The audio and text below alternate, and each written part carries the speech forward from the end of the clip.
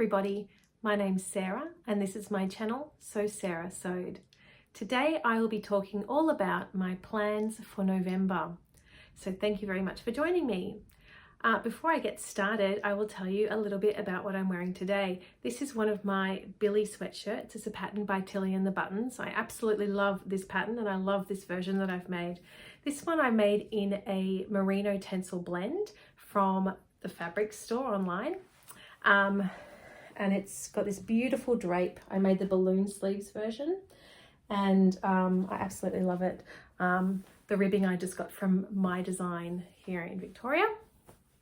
I actually wore this to work today, so I've paired it just with some ready to wear Marimekko Uniqlo pants, and it's nice to be able to be so comfortable wearing something at work. So the Billie Sweater is actually one of Tilly and the Buttons patterns that they have done in an extended size range.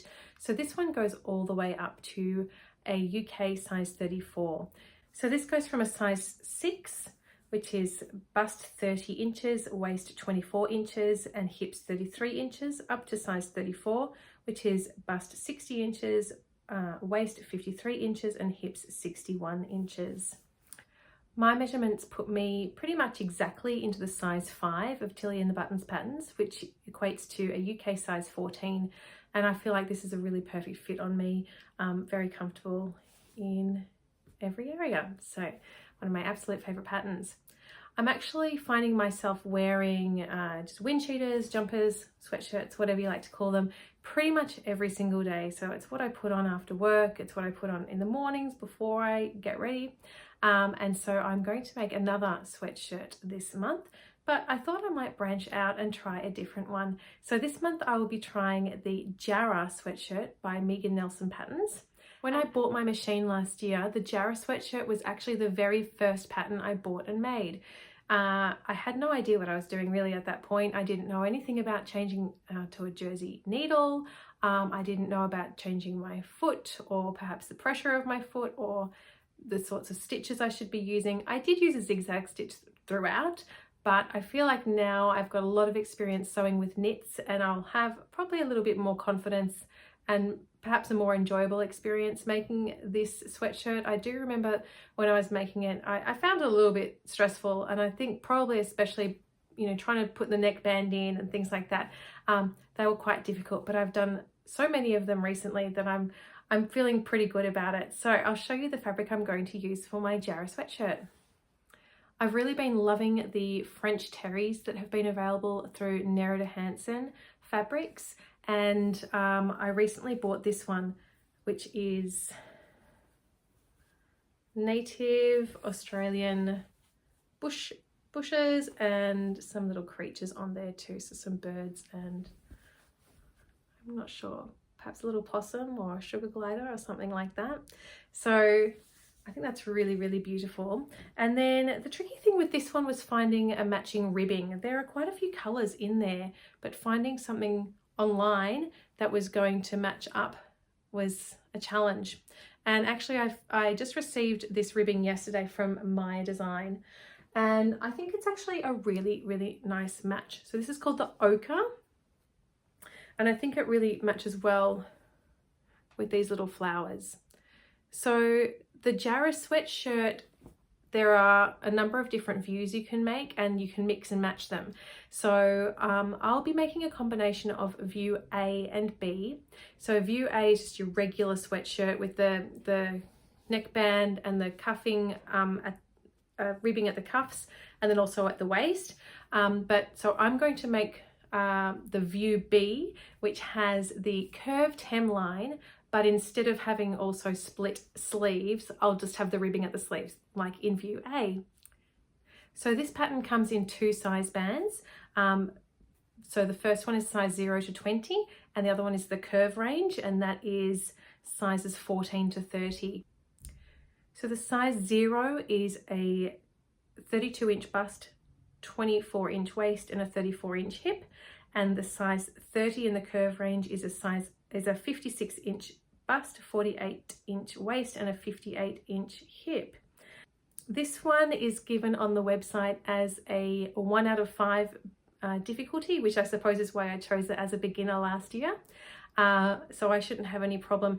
The only thing I have noticed when I've been looking at Instagram is that some people who have done this view have lengthened the body at the front, especially because there's quite a difference between the front bodice piece and the back in the view B curved hem, and I want to be sure that my front is long enough, so I might lengthen it by an inch.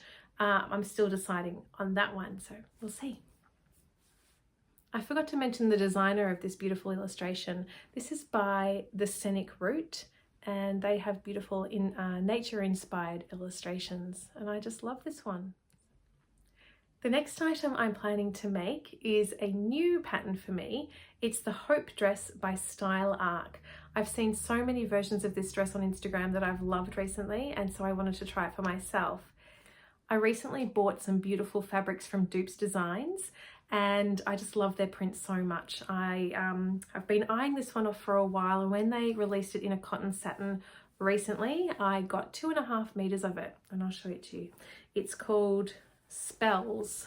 I think it's on a navy, very dark navy background. So it's a very, very bold print and quite large scale. So I needed to find a pattern that wouldn't have too many lines to break that up, and that just was quite simple and let the pattern, the print, really shine. So this dress, there are 2 views for this. Well, there's just 2 lengths for this dress, but it's got raglan sleeves. You just pull it over your head, and it's got a very relaxed fit. So this one comes in sizes 4 to 30, with size 4 bust measurements being 30.3 inches, waist 23.5 inches, and hips 32.6 inches. And size 30 bust of 58.25 inches, waist of 50.5 inches, and hips of 61 inches. Style Arc lists this pattern on their website as medium difficulty. There are no zippers. I don't think there's any buttons to insert. I think the back does up with just a loop and a button at the top of the back, and so it looks pretty simple. So I'm looking forward to making that and having a really lovely statement dress. The next item I'd like to make is using another of my Dupes Designs fabrics. It's in a cotton satin, but this time I only got 2 meters, so I was a little bit more limited in what I can make. This print is called Moore's Garden, and I'll try and show it to you. So because this beautiful print runs the entire width of the fabric, it's been a challenge for me to try and find a pattern that was going to allow me to show that entire print without breaking it up. And I'm only 160 centimeters tall, and so that's been a challenge as well, is finding some item of clothing that is going to allow me to wear the entire width of fabric. And I have recently found in my pattern stash a pattern that I have made before. It's the Floreat dress by Megan Nielsen Patterns. Now this one I made last year, and I really love the shape of it. It was one of those ones that I thought I would definitely want to wear with a belt, and I did make a detachable belt, but I much prefer it without. So I thought for this time I would make the short sleeved version and no belt, and it will just allow that print to be completely uninterrupted. So the Floreat dress, as you can see from the line drawings, is an asymmetrical dress. The front piece is much longer than the back. So that front piece that comes in at a triangle at the bottom will allow me to get that really long print all fitting into that one piece. This pattern is actually also available as a blouse, and actually one great thing about this pattern is you can also make it in knit fabrics, and I did that in October, so I'll be sharing that in my October Makes videos. When it comes to PDF patterns, Megan Nielsen's patterns are on the more expensive end of the scale, but I feel like she's really made a massive effort with this pattern, and actually for most of her patterns, to give several variations that you can make. And I feel like this is a pattern that I'm going to get my money's worth from. I made one of the knit tops in October, which I'll share in my October Makes videos, but I love it, and I think it'll be a real staple that I will continue to make. And I'm hoping that the dress will turn out really well as well. Because I only got 2 meters of this fabric, it will be a little bit of a squeeze getting it out. What I found when I made this dress last year, because I was worried about how low that front piece would be on my height, I actually cut that. While I made the dress in a size 10, I made the front piece, I cut that on the size 6 line to just shorten that. So I'll do that again this time. This time I'll be making the size 12. Yeah, I'm not sure why I made the size 10 last year. Maybe I thought my measurements fit into that size range, but they definitely fit more into a size 12 at this point. And I'll be making the size 12 this time, but cut on the size 6 line for that front asymmetrical piece. So this is another of Megan Nielsen's patterns that comes in a size range of 0 to 30. And this one is listed on her website as a 2 out of 5 difficulty. And there are even options at the back, so you can insert a zipper to do it up at the back, or you can insert a little loop and a button or a hook and eye. So there are options to make it more simple if you prefer. The next on my list is probably the thing that will be taking me out of my comfort zone the furthest, and that is my very first swimsuit. I spend a lot of time in the water over the summer, at the beach, and also during the year at my children's swimming lessons, and I'd like to make a swimsuit that is comfortable and practical. And so for me, practical means that it gives good coverage from the sun, and also is a 2-piece, just to make being able to go to the bathroom easier. So I have bought the Sandpiper Swimsuit by Helen's Closet Patterns. I'm a huge fan of Helen's Closet Patterns. I find her instructions to be very detailed and very clear. And she has suggested that this is a perfect first swimsuit for someone to learn. So the instructions are especially designed for people making their very first one. So that is perfect for me. I have actually bought some beautiful printed swimsuit fabric, but this month I'm going to use just a very plain swimsuit fabric that I got from the Remnant Warehouse. So this is just completely plain teal. I just thought I'd make a practice version first because it's a lot of techniques that I've never done before. The Sandpiper Swimsuit has 2 options for the top and 2 for the bottom. I will be making the high-waisted bottoms and the top that has the waistband down the bottom, just for the most coverage I can get.